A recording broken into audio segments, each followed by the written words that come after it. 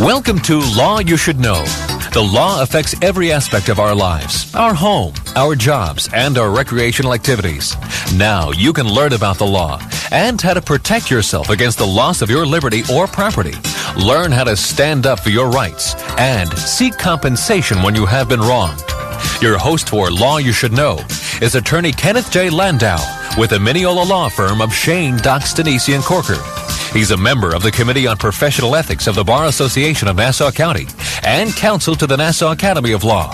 And now, here is your host for Law You Should Know, attorney Kenneth J. Landau. Hi, this is Ken Landau, and welcome to Law You Should Know. Today we have a special show with our guest, Jonathan Yatsky, who's a therapist, public speaker, and life coach, and he's going to explain how lawyers can be better listeners. We're used to hearing about how to be a better public speaker, but today we're going to explore why listening is more important for lawyers and others. Jonathan, welcome to Law You Should Know. Great. Thank you so much for having me. Why is listening such an underrated skill? Well, it's interesting because listening is actually, in most professions, especially in mine as a therapist, are actually one of the most fundamental skills. You see, oftentimes we think that the speakers are the ones who are making the biggest difference, but in fact, it's often when we listen that we can make an even bigger impact than we thought.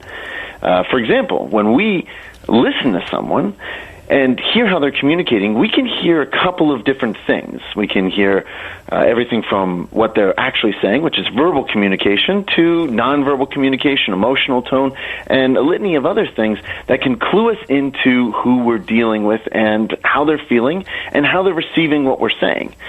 And this can be very useful when tackling any sort of project or law disagreement, or even in your relationships, whether it be romantic, friendship, or otherwise.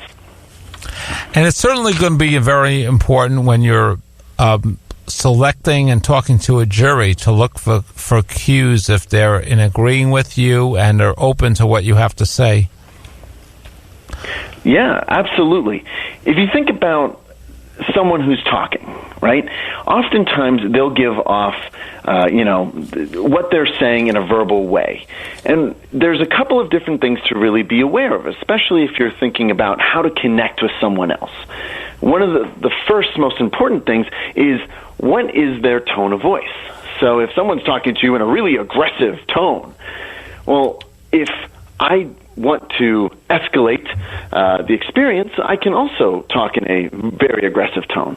But if I recognize that, you know what, I don't really want to go there, right? Or I don't want my client or the jury or, the person that I'm talking to get overwhelmed or their emotions to kind of kick it up a notch, then maybe I take a different tone. And so it's really important to understand not only how we communicate, but hear one another, because then we can actually meet the person we're trying to communicate with where they are instead of where we want them to be. Should you also match let's say the tone? Like if they're speaking in a very low voice, should you lower your own voice so it will sound like you're trying to understand their level of communication? Yeah. So especially if you're, wanting to really connect with someone.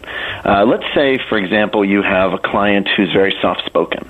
Well, if I come out and, they come in and they're very soft and demure, but I just come in and I bowl them over with my excitement and my enthusiasm and my, zest for what we're doing, I may be mismatched to what their intention is. Now, that doesn't mean I can't have an impact on them. It's simply that I need to start where they are. So what I might do is I might start with a calmer, very slow tone. Really allow myself to connect with them and kind of slow down. Now, especially if we want them to, maybe speak with more confidence or more interest, really get their point across well, what I might do is slowly over time build, right? And as I start to build, because they're listening to me, and vice versa, they'll start to build too. It's just, I can't do it too suddenly or too quickly, otherwise it will again go to that mismatched place. And if you come on too strong, whether you're interviewing a client or you're talking to a friend or perhaps you're on a date or selecting a juror, that may make them afraid if they're in a different level of communication or voice or tone or speed. Absolutely. Mm-hmm. And they may be afraid to give you useful information. Right. Because, if you really think about it, and I think you brought up an excellent point, which is it can happen in all sorts of relationships. And in the one that we're talking about, if I come out of the gate swinging, right, my energy is up, I'm on fire, I'm passionate, well, guess what? What I may not be taking into account is the last time that the person across from me may have heard this tone, right, of excitement or high energy, may not have been a good experience for them. Maybe it was the last time their spouse raised their voice or got excited, and that didn't lead to good things. Or, maybe it was, you brought up being on a date. It's like, okay, whoa, like this person's just blowing me out of the water. And that's kind of what we want to avoid, because what happens then is either they're going to be pushed away by our energy, or their defenses are going to go up, and now I have an even bigger hurdle to get over simply because I may have started off on the wrong foot. And when you're having that conversation and you're using your newly found listening skills, it is important to, take a break to pause frequently to give them a chance to respond and give them the information you're seeking, or try to get some feedback from them on how they feel about what you've said? Yes, absolutely. Because if you really consider it, right, I've been in arbitrations and things where I've been called in to help.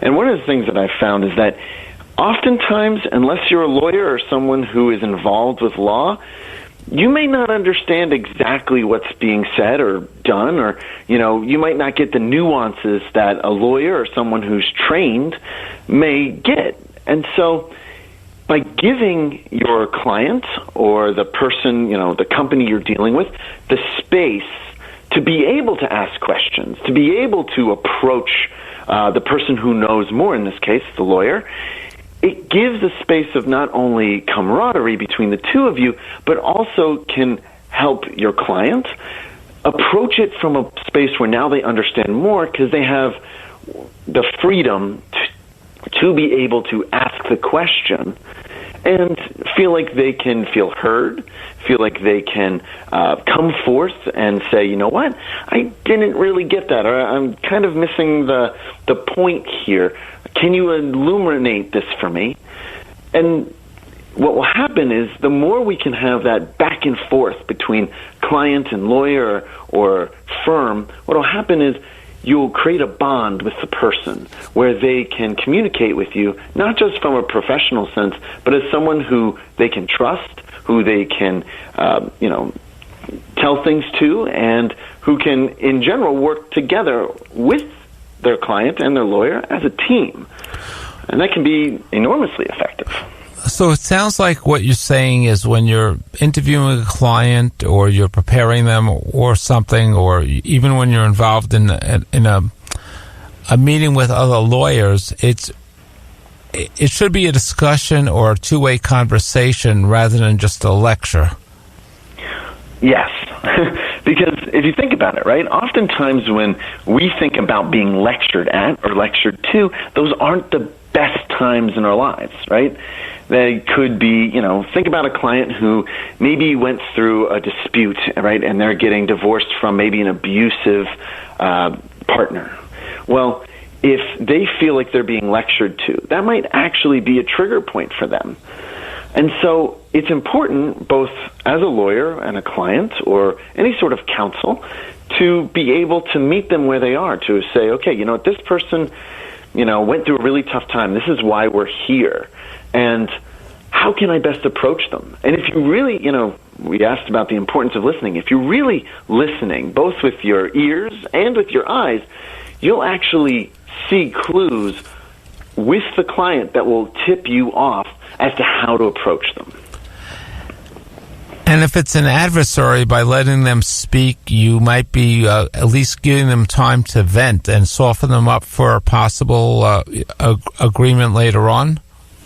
Yeah. Well, so if you really think about it, by giving your adversary or the lawyer across from you, right, the ability to vent, well, again, you'll learn a couple of different things. By watching and listening, you may see, okay, you know what? I just see an opening here, or I see a place where maybe, their demeanor changed, right? Their physical demeanor. I was in an arbitration once, and then there was a lot of shifting, right, during certain aspects of it. And it's like, okay, you uncross and cross your legs, right? You lean forward. You get really animated about this thing. And so that might be something to really look at, because it can give you a hint as to, okay, well, maybe they're not as confident in that place. Or maybe that is something to look at or deal with.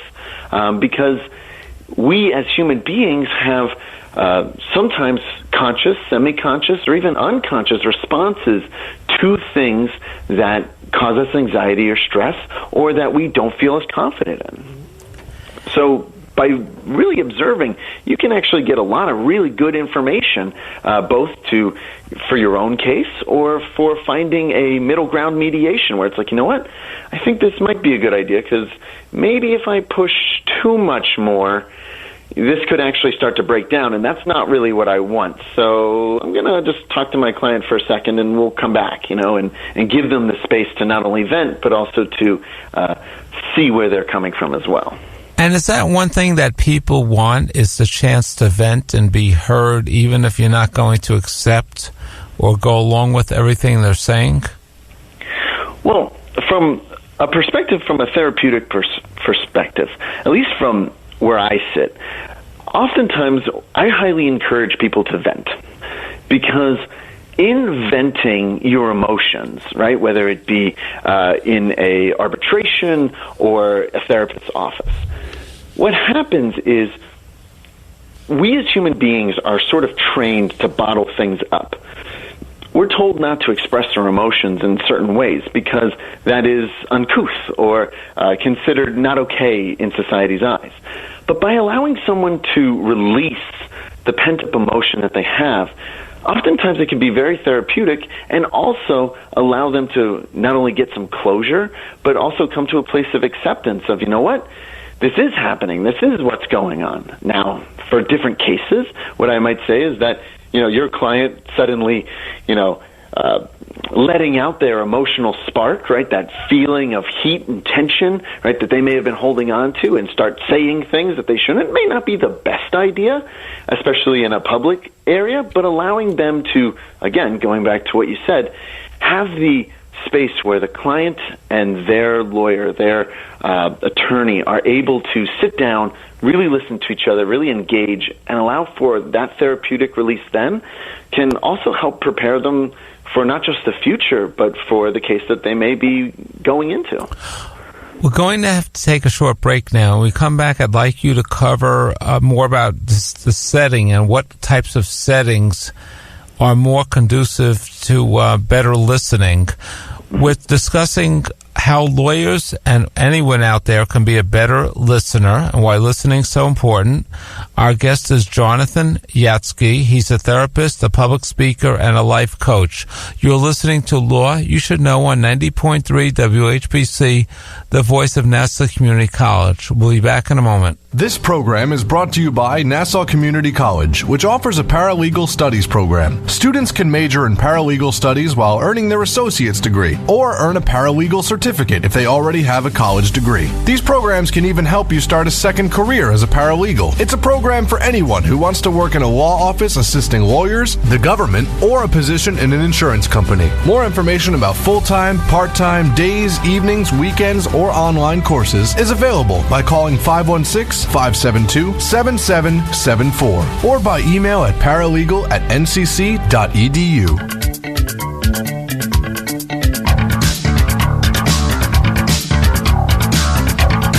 Once again, we continue with Law You Should Know.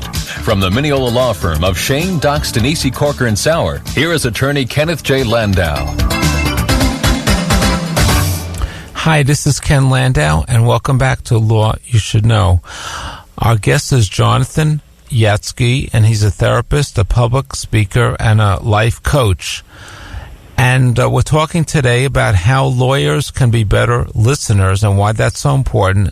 And this applies to anyone else in the public who's having a conversation or trying to reach an understanding with someone. Jonathan, what are some other effective ways that someone can listen and show they're listening? Okay, so that's a great question. One of the most important things, especially when listening, is that and this is something that therapists, they teach us in spades, is that being interactive and engaged. So if someone says something, let's say your client says something, but you nodding and kind of giving them a or, some sort of engagement, makes them feel like you're listening. Another thing is to repeat back what was said. So if, they say, well, this is why I'm doing this, I'm doing it for X, Y, and Z. And if you can say to them, right, so what I hear you saying is that you're doing this for X, Y, and Z, and that's why you're here. Oftentimes that'll reinforce the feeling like you're heard and that there's a listening there. So that can be one of the first things to really just knock out of the park. Because if someone's sitting there, right, and let's say you're talking back and forth and you're writing a lot of notes and maybe you're nodding, but you're not making like eye contact, you're not smiling, you're not giving them any of those nonverbal cues, oftentimes it can be disconcerting because the person talking may go, well, are they really listening? Or am I boring them? Or is this, am I just another person to them? Giving them the human touch of, you know what, I'm here, you're in my office, I'm trying to make you feel comfortable, safe, and that this is a confidential place where I am taking an interest in you can go a really long way. And do you want to actually repeat back to them some information they gave you, perhaps a time frame, so they'll know you're listening and are concerned about getting it right? Yeah. Right, absolutely, especially if you're taking notes, right? So, it can be crucial to take down exactly what they're saying. And so by saying, okay, 1 second, I just need to write this down, right? I want to make sure I get everything that you're saying as you're saying it, right? Or if they say, I want A, B, and C, and you go, okay, so from what am I hearing you say is A, B, and C? And the next question to ask them is there anything else? Did I miss anything? Right? Because by giving them the opportunity to then elaborate further into maybe some other useful tidbits, you may find that there's actually more information to be gleaned. But sometimes we need that ability to just have someone say anything else, because I have found in my office that it's like, I'm about to say, okay, how was the rest of your week? And they'll say, X, Y, and Z, and I'll say anything else. And then it's suddenly like, oh yeah, this story that I didn't say the first time. Thank you for, giving me the space to do that. And also, if you're a lawyer interviewing a client, maybe it's good to just interject. Is there anything else you wanted to mention, or do you have any questions about anything I've said, or any other concerns? Just something, a catch-all phrase. Absolutely. A catch-all phrase like that can be really useful, especially because, as we mentioned before, your client may not be as well versed in the law, and they may have some anxiety, some fear, some uncertainty about the process. And by giving them the chance to say, you know what, I am kind of uncertain about this, or I am worried about this, that also gives the lawyer or the person they're coming to the ability to go, okay, well, let me see how I can address that so that we can move forward, you feeling like you're in a good place. And I know you have some ideas on how an attorney can speak in a way that will encourage trust. Give us some ideas about that. Okay. So one of the things that I've done as a therapist, and I have found extremely useful, is speaking into their listening. So basically what that means is that each and every one of us is highly unique individual. And we all listen and learn and retain retain information in different ways. So for some people, they're auditory. Some people are visual. Some people need to read the rule book or do it themselves. And so by being able to, as whether it be a lawyer, a therapist, even as a jury, all right, by being able to go, okay, you know what? I see what you're doing. I see what you're going through, and I'm allowing you to say what you need to say, but I'm also giving you a confidential space to be able to move through it in kindness and in strength. You give them the ability to actually not only open up, but also to strengthen their courage, their conviction, and allow them to move forward in peace. But it does require that the professional take that stand where they're willing to approach them from where they are. So, one of the things that I will do as a therapist is I'll say, okay, what's something that you really enjoy? I'll get people who come in and they enjoy all sorts of things, right? They'll like gardening or cars or something, board games. And what I'll do is I'll take some of the examples that I have, right, that I need to get across, and I'll speak to them in their vernacular, right? So, if someone really likes gardening, well, I might say, okay, you know what? Like a weed, we are looking at the top, right, of the problem. And if we just simply cut the top of the weed off, it's going to grow back. And so what we really want to do is we really want to get down to the roots. Because if we can figure out what the root cause of this is, we can pull it out, and then it doesn't have to come back. And by just simply tailoring what I'm saying to the person listening to me, I can actually have a really impactful impact because I'm speaking to them in the way that they listen and the way that they learn. As an attorney, should you try to speak to your client in a way, a protective way, reassure them that you're going to be able to help them or protect them in some manner, and that they don't need to worry because you're going to do the worrying for them? Well, yes. I would say that if you consider the dynamic between, let's say, your client and you, right, they're coming to you, right, because they can't do it themselves. So by giving them the appearance and the saying to them straight up, I am going to do my best to make sure that this comes across and I see victory in our future. What happens is we are reassuring our client in a space where they feel very uncertain, and we're also giving them, especially if there is a concern, I see this, I see that X, Y, and Z might be a problem, right? But here's my resolution for X, Y, and let's work together to create a solution for Z.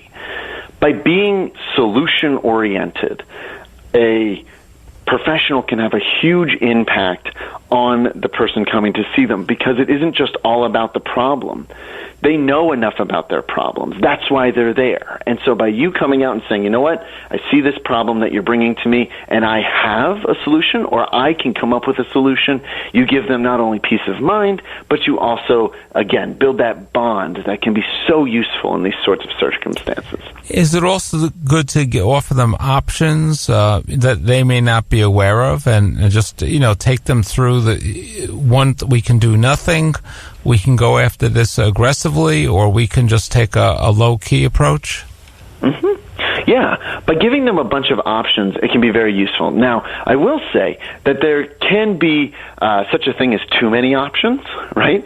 So it's like, if you go to an ice cream parlor and there's 100 ice creams of options, that can be very overwhelming to choose what kind of ice cream you want. But if you say, okay, so here are the 3 options that I see.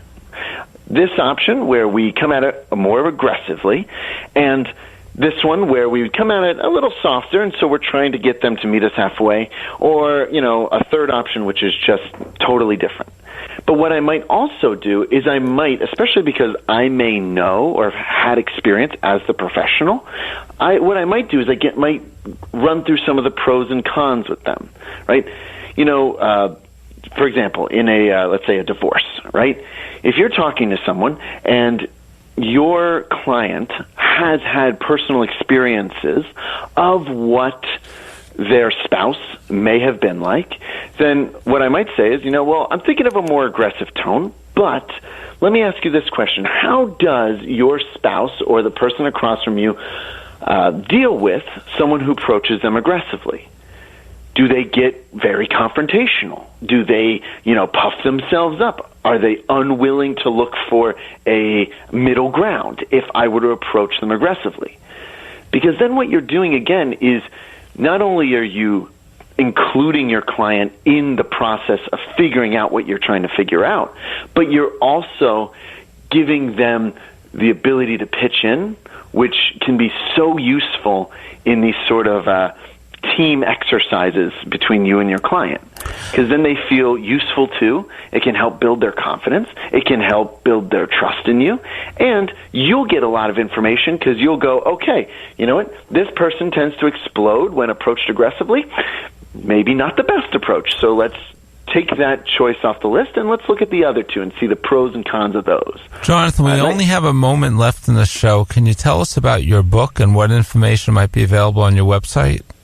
Yeah, absolutely. So the books that I'm creating, right, are tools kind of like the ones we've been discussing, and writing them in a humorous way so that people can integrate them through stories and humor into their own lives. So it's part textbook, part workbook, and it's something to help people actually engage with the issues that they're dealing with. So, and I also have little booklets and pamphlets, some of which are already out. I have one on how to survive energy vampires, dealing with people, situations, and scenarios that drain you, and giving people actual tools that they can integrate right into their life. All of those things that people can find, the listeners can find on my website. I have two, so if you want to know more about me, I have jonathanyatsky.com. That's Jonathan, Yatsky, Yatsky. That's a lot of information about who I am, what I do, and also information to not just the books that I write, but I also do a Facebook Live every Thursday at 8:30 p.m. Eastern, where we talk about tools like this.